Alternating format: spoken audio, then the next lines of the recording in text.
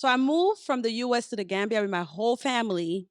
Would you believe me if I tell you that half of the stuff we packed, we did not use, we threw them away, and the other half of the things we should have packed, I didn't pack. In this video, I'm going to break down exactly what you need to pack if you're planning on moving to the continent. So keep watching.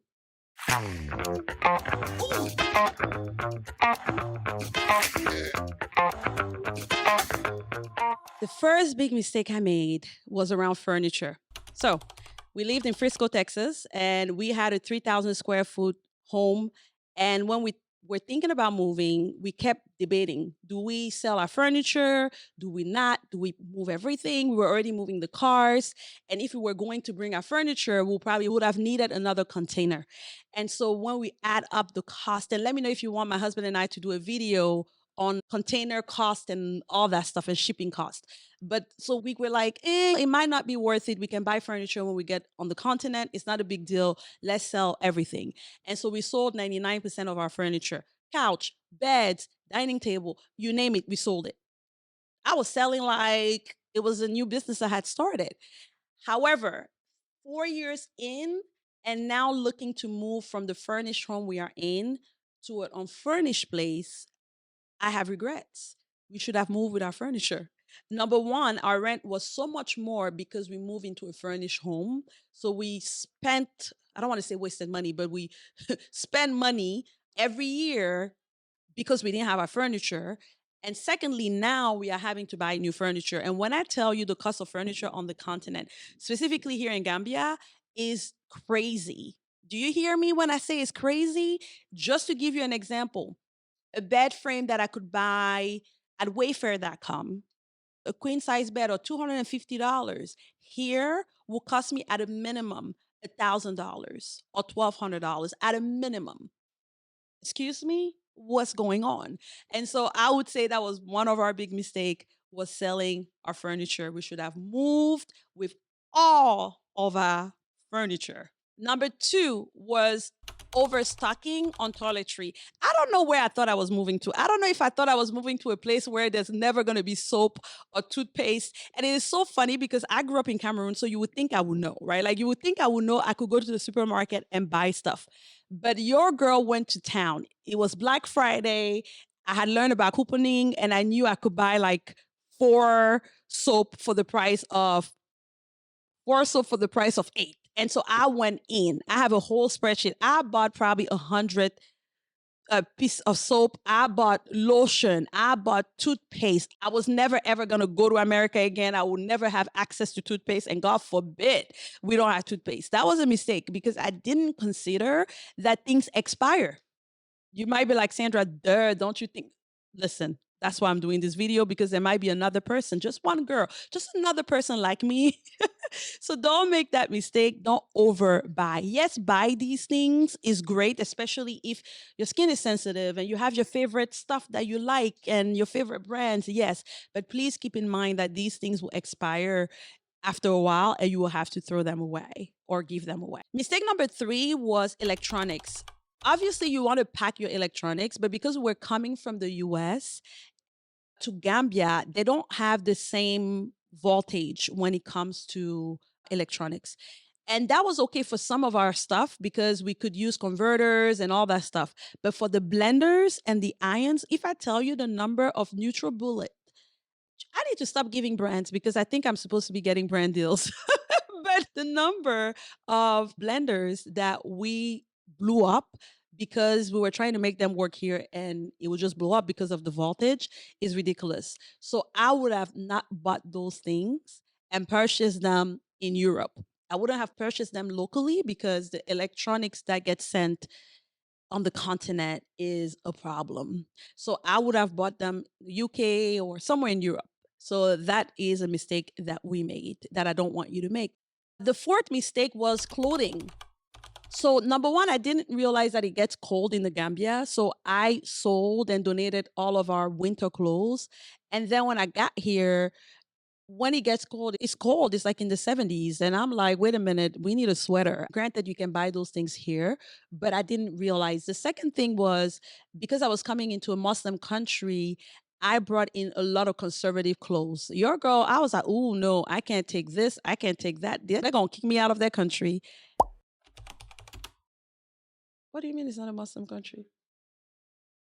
That's what I was gonna say. Right? Yes. I thought it was a and I don't know the difference, right? But I assume it was very conservative. But what I realized is, although the majority of the people are Muslim, that very much open. Like, I've not gone to Dubai or any of these other places to be able to really compare and contrast. But I got to tell you that even my skimpiest outfits are okay here. It is not a problem. So I didn't realize that when I was moving. Number five is use less products. So there are a lot of products that work really well in the US, like bug sprays that I brought here. And when I tell you the bug spray that I bought from the US attracts bugs, it does not repel. I don't know what it is about the Gambian bugs and the bug spray I brought. They loved it. So it did the opposite. I would say don't worry about things like just buy the local products when it comes to like bug spray or even like things for mice if you want to repel mice and mosquitoes and all that stuff. The local, in my opinion, the local products work better because it's made for the local situation, so they're no better.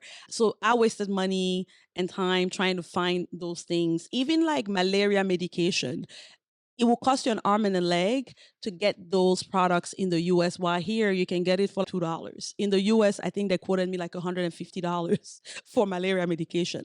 So some of those things were not needed. And I would say, I won't say I regret because I didn't know at the time, but I wouldn't want you to make the same mistake. On the flip side, the things that I'm really excited that we brought with us. So when we moved, we had to think about our move in two phases. The first phase when we moved was just me, my husband, the kids, my mom, and 12 suitcases, right? Because that's all we could bring with us on the plane. That was phase one. Phase two was when our container came.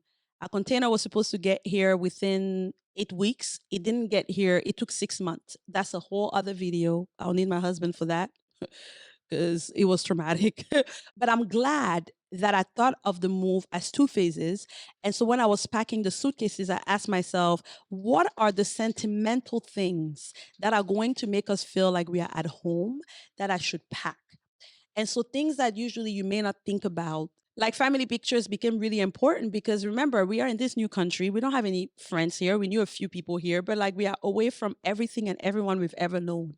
And so, although in my home in Frisco, I didn't have a bunch of family, friends, pictures all over the place because I could see them. What we did is when we came, we printed pictures. Our whole fridge had pictures of family, friends, key moments. And that made us feel at home when we first got there. Things like t-shirt. There was a t-shirt of my son that he made for me when he was 5 years old of his handprint. I brought that with me. So you want to think about what are the little things, because again, it's suitcases. You only get 23 kilo, so you don't have a lot of space. But what are the few things that if it never came, will be heartbreaking for you that you should bring with you? So that was important. The other thing I would say about moving is bringing all of your documentation. And that might sound like the Sandra, but let me just say that because again, there are horror stories about people putting their stuff in a container, the container never gets here, all that stuff, or things get destroyed while you're moving. So make sure that birth certificate, social security, all the important documents that you actually pack them with you and bring them with you on the plane. The final thing that I will share is more of a hack.